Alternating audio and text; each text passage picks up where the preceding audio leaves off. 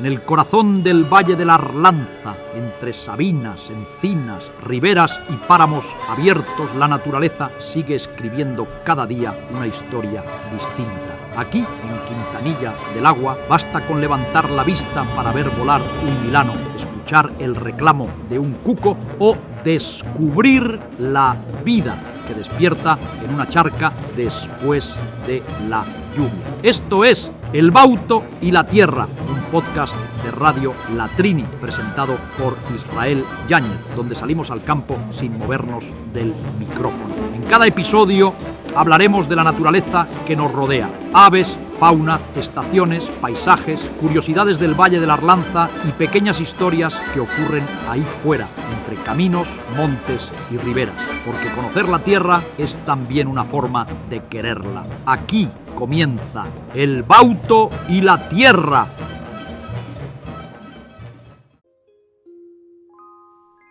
En el capítulo de hoy nos vamos de viaje ornitológico.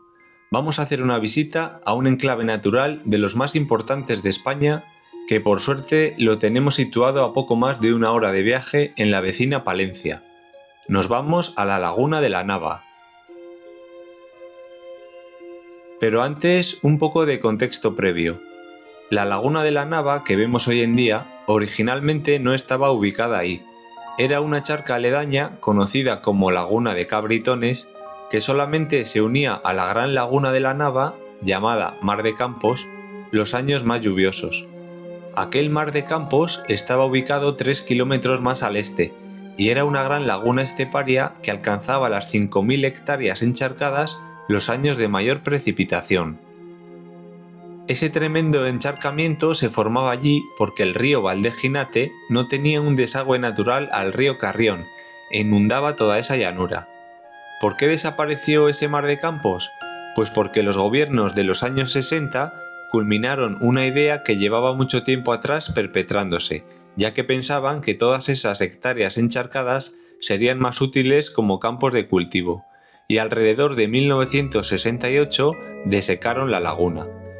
Una curiosidad de aquel momento es que incluso construyeron allí un nuevo pueblo de colonización, Cascón de la Nava, que acogería a los habitantes de otras poblaciones españolas evacuadas por la construcción de pantanos y embalses, quedando sus pueblos sumergidos bajo el agua. Santa María de Pollos en Guadalajara, Utreros en León y Riaño en Zamora.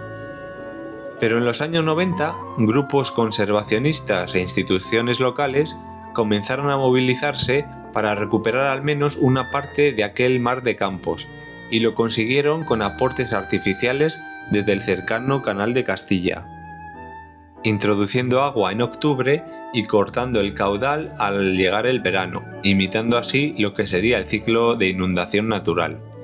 Y lo hicieron en aquella charca aledaña de Cabritones, convirtiéndose pues en la nueva Laguna de la Nava. Su extensión ronda las 400 hectáreas. Es una laguna de aguas someras, de 35 a 40 centímetros de profundidad máxima, suficiente para atraer a patos nadadores como los tarros blancos, que poniéndose boca abajo llegan al fondo para comer, o limícolas como los zarapitos reales, que prefieren recorrer zonas de menos profundidad, al igual que las vistosas espátulas, que filtran con su curioso y adaptado pico el limo, de ahí su nombre. Es invierno, finales de diciembre, primeros de enero, las semanas de mayor concentración de aves. Elegimos bien el día, pues en esta época y en tierra de campos, raro es el día que no amanezca con niebla. Madrugamos un poco, ya que queremos estar allí a primera hora, uno de los momentos del día de mayor movimiento, pues las aves que han dormido dentro de la laguna salen a comer a los campos de alrededor, realizando el trayecto inverso al atardecer.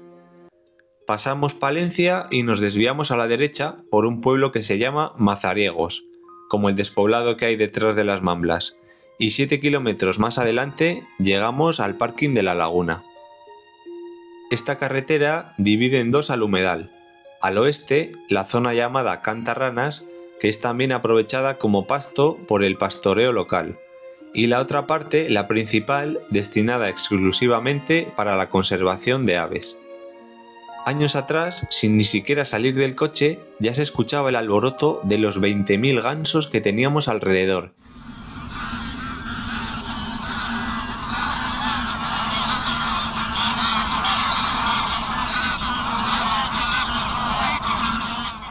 Y alguna vez que hemos llegado incluso de noche, la sensación era indescriptible.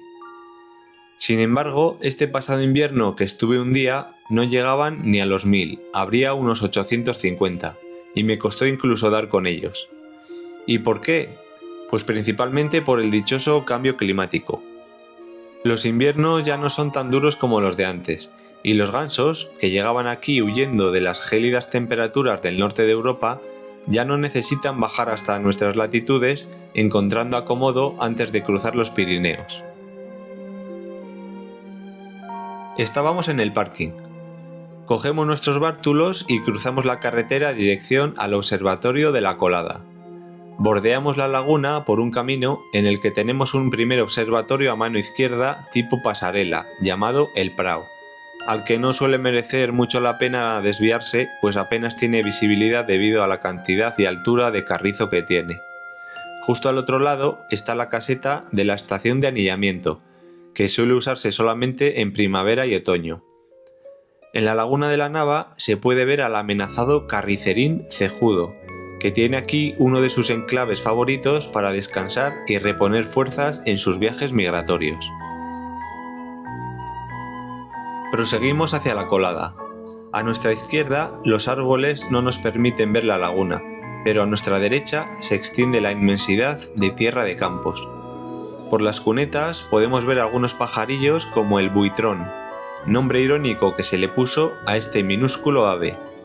Y como no, los aguiluchos laguneros estarán patrullando la charca de un lado para otro durante todo el día, asustando a los patos. El Observatorio de la Colada es un edificio de 2 plantas, con paneles informativos y grandes ventanales de observación en la parte de arriba. Ese momento de asomarse por primera vez por las ventanas puede decepcionar a muchos, porque aquello no es un zoo. Los animales no están posando para ti a 5 metros. Como hemos dicho antes, hoy en día tiene una extensión de unas 400 hectáreas y las aves pues están por ahí repartidas.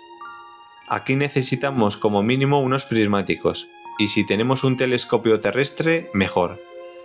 En días despejados incluso podemos ver al fondo la montaña palentina. Tras un rato oteando el horizonte, bajamos de nuevo al camino para seguir hacia otro observatorio de pasarela llamado Confitero. Hacia allí escuchamos el reclamo de un bando de grullas que viene de los campos de la derecha y nos sobrevuelan, aterrizando poco después en la laguna, momento que aprovechamos para hacerlas unas fotos con nuestro teleobjetivo, importante también si quieres hacer alguna foto decente. Las grullas aquí no son demasiadas, este año habría unas 350 en el momento de mayor concentración. Suelen posarse frente al observatorio al que nos dirigimos, una pradera poco encharcada, donde también están las cigüeñas. Estas son las primeras que regresan de África y se juntan aquí. Permanecen unas semanas descansando y reponiendo fuerzas y luego ya parten hacia sus zonas de cría. Las avefrías también gustan de rondar esta praderita. Si nos giramos y miramos de nuevo a la extensión de cultivos, con los prismáticos o el telescopio podremos descubrir algún pequeño grupito de abutardas, que comparten zonas de pasto con gansos y grullas, y que también viven en esta zona durante todo el año. Un aliciente que nos tendrá oteando el terreno será la búsqueda de especies raras. Durante los últimos inviernos vienen a invernar con los ánsares comunes un grupito de barnaclas cariblancas, que es otra especie de ganso más pequeña que cría en el mar Báltico. También podremos dar con algún ánsar indio, un poco más grande. El ánsar careto, identificable por la mancha blanca de su frente, o el ánsar campestre, de pico negro y con una pequeña mancha naranja. Son las 5 de la tarde ya, y volvemos a subir al observatorio de la Colada, para contemplar el espectáculo de las luces del atardecer castellano, con la silueta de los gansos y las grullas regresando a la laguna para pasar la noche.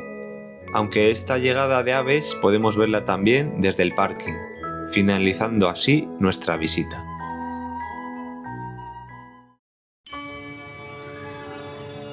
Pues hasta aquí el capítulo de hoy. Espero que lo hayáis encontrado interesante o al menos entretenido. Un saludo a todos y hasta el próximo episodio.